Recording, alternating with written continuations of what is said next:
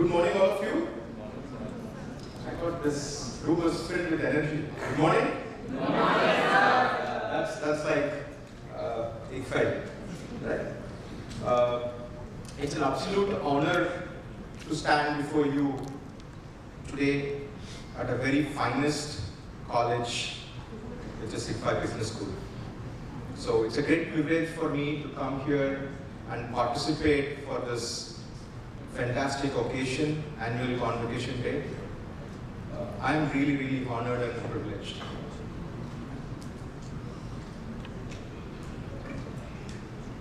So, I was actually sharing to my family that Dr. Pathak has invited me for this annual convocation, and my son was curiously listening from his room.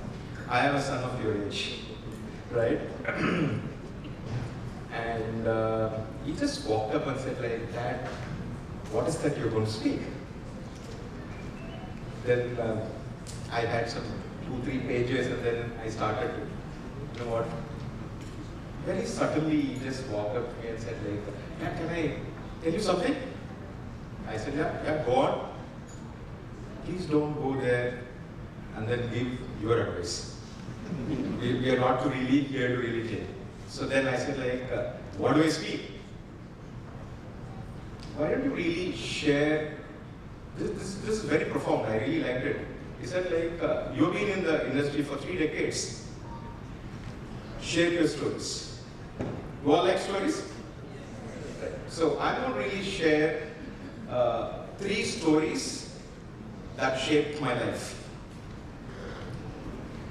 Story number 1, the newspaper boy. So I relocated in the year 2003 to Bangalore. Right, I used to live in a place called Kormangala. How many of you know Bangalore? Okay, some hands, right? So we were settling like any South Indian family. You know what is the morning ritual that starts? A newspaper with a filter coffee, right? Have you seen your parents doing that? Yeah. So I used to go sit in a balcony, have sip filter coffee, and then read the Times of India. Here's this small little boy, should be what, 10, 12 age. He used to come every day morning and then say, "Good morning, uncle," and then he will hand over the newspaper to me. Right? After a few weeks, our association went like little thick because I was so fascinated by this young little kid with his energy, the love, the smile. I was probably waiting for that good morning, right? So it continued for a month. I thought this boy is only making me special. My egos went up and not the other people that he distributed, right? So slowly I was trying to peep in. What is he doing in the next door when he delivers the paper? We people, right? So that curiosity kicked in. I peeped in. Even there, he smiled and then said good morning and handed over a paper to the gentleman there. But to my surprise, my next door neighbor didn't even bother to look at this boy. He just snatched the paper and then he went. I thought this is an odd movement for the gentleman. And then I started to observe this for almost a week. Every day this continued. This boy continues to smile, say good morning, and gives the paper. This man just snatches the paper and goes. And then I was not able to hold this, right? One day I thought it was a Saturday morning. I went a bit early. And then I was waiting for this boy to really come. As usual, ritual, smile, good morning. Then I said, like, can I have a conversation with you? He said, yes, sure, go ahead, uncle. I told him, see, I was observing you, my neighbor, you go, you wish, give the paper, and he is not even looking at you, he's treating you like a dirt. Why are you wasting your energy? Just leave the paper and come. Right? His response was so profound. It was like a slap in my face. And he just said, Uncle, smiling and delivering a paper with a good morning is my way of life. Should I really expect others to respond? Right? And more importantly, this man said,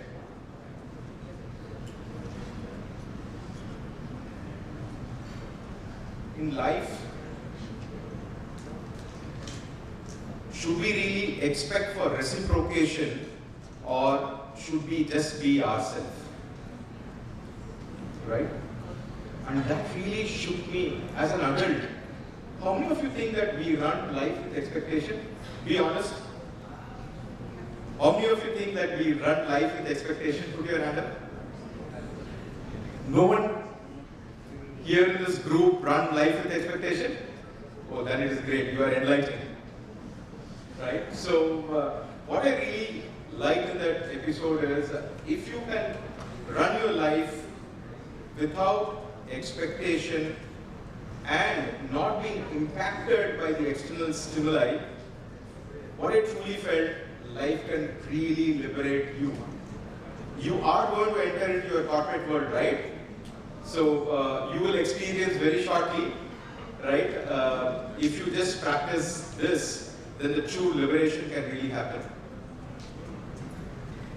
More importantly, like I read this book called 7 Habits of Highly Effective People. How many of you read this, Stephen Covey?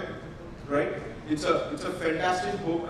In that, the first habit, it says be proactive. There is a fantastic phrase Franklin Covey has written, is that between stimulus and a response, let me repeat, between a stimulus and a response, there lies the space.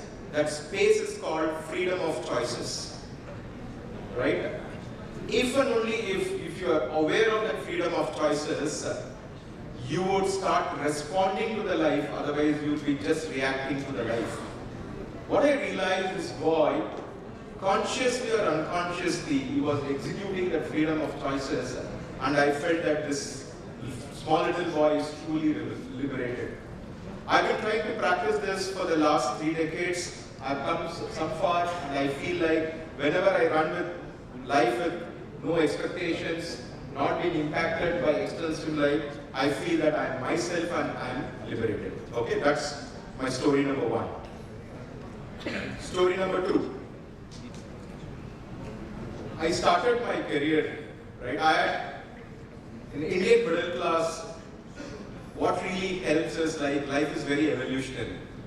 In those days, when we were really graduating 80s and early 90s, what the parents would say, like 3 choices: doctor, engineer, or be the science students. After that, everything becomes second class, right?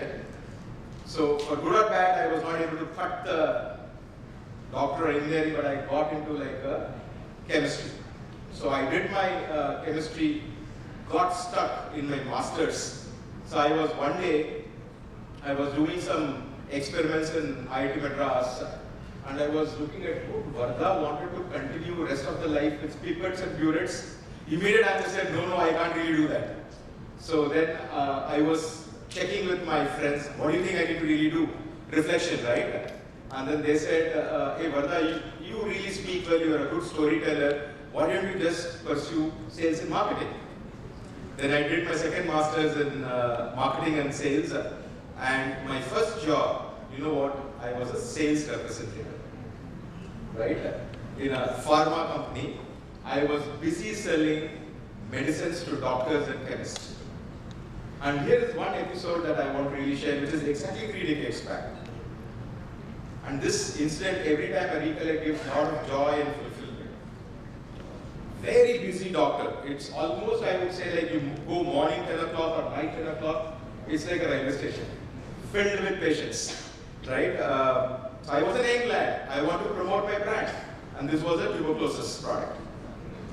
And this doctor, he always sticks to a particular brand.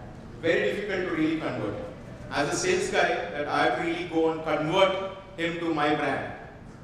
I used to go, try to get my turn It never used to happen. Even once in a while it happens. He will hardly look at me and then he will turn. I didn't even know whether he saw my face, looked at my product, nothing. Then I changed the strategy. I said, I know, you see this word this week in Doordarshan? It used to come Friday, 9 p.m.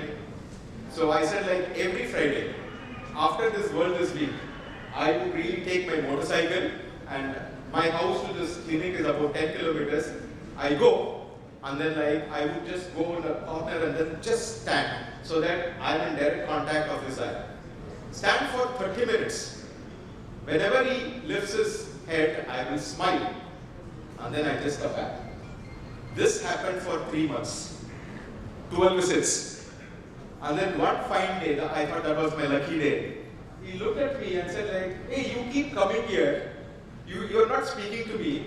Tell me what you want. Then I just requested him, sir, can you give me 5 minutes of your time? He said, yes. And then that 5 minutes gave a great introduction. Then over a period of 3 to 4 months, I was able to convert him. And then the curiosity that I went to around that place like some 15 years back and check whether is he writing the same product. Yes, he is a brand conscious man, he's still writing the same product that I really converted. Right? No, you can be generous. We all like, of course. Right?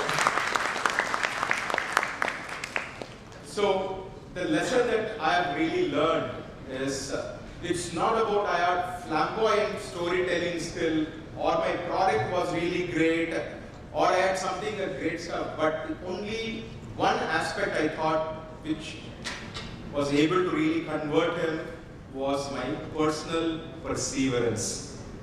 In life, what I really realized is the perseverance and persistence that really matters if you want to achieve something which is long-lasting.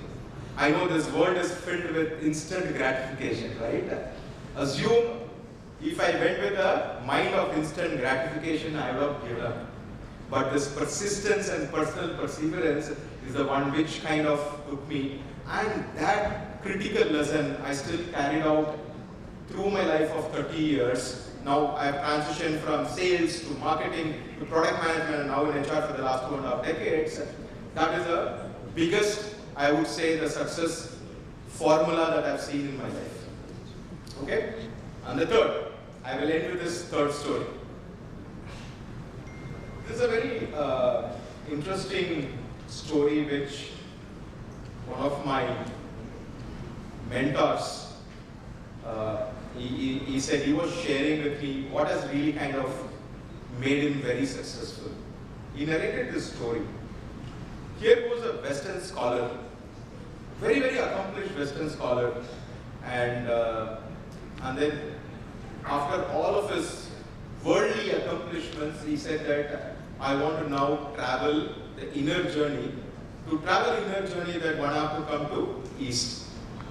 So this gentleman found a monk in Nepal. And these monks generally, they kind of live in a very isolated place, right? He goes there, monk receives, and then says, he has asked him like, would you like to have a tea? He said, yes, I traveled from a long distance, let me have a tea. And then he was busy brewing the tea. While the monk busy brewing the tea, this Western scholar, he was not able to hold himself. He was telling that, oh, you know what, I published some papers in Harvard, I did some research in like ABC universities, I've been given this award. For about like 5 minutes, monk didn't even bother to respond. And then he quietly got the brewed tea to the table. And he kept 2 cups and he was pouring the brewed tea. And the cup was half full. The Western scholar thought that he would stop. He didn't. He started to really pour. It came to the brim of the cup. He said he will stop. He did. He started pouring. What happens? The tea overflows. It spills. And he started to dirty the entire table. And this Western scholar got so annoyed, and he said, hey monk, can't you not see the cup is overflowing? And he smiled and said, "So are you." And said, "So are you." In life, what I really learned from that is, certainly my mentor was giving me, in life, don't go with your mind cup which is full, then you will not take anything inside. It will only overflow and dirty the environment. So it is always best to begin with a beginner's mindset. Assume, irrespective of your experience, age, if you always start with your beginner's mindset of "I don't know," right?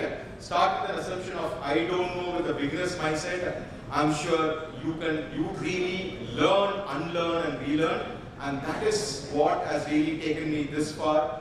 And I can tell you, at the age of 50, I embarked on 3-year research on entrepreneurship with one of the Indian Institute of Science professor, and that turned into like 2 books, right? And last year, that book was one of the best-selling book in India. Right?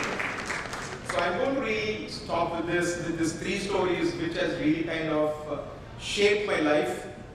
The first story is that newspaper boy. The learning that I really got is, in life, if you realize there is a space exists called freedom of choices, then you will not be impacted by the external stimuli. You will just respond and be yourself. If you be yourself, you are totally liberated. That was the first lesson. The second lesson, in the doctor's clinic, right, when I try to really convert the brand, what it really means is, in the world filled with instant gratification, if you only use this formula of constant persuasion and persistence, it will give you a long-lasting success, right? A long-lasting success. That was the second, I would say, lesson that I learned in my life, which kept me going. And the last, but not the least, the monk story is, if you can always start your day, irrespective of your age, tenure, experience, with a beginner's mindset, it will give a plethora of opportunity. I can all say the world is filled with possibilities, huge possibilities. You will explore that in full length and breadth and conquer the world. And I wish you all the best, the future leaders of India, and the future lies in your hand. Best wishes. Thank you.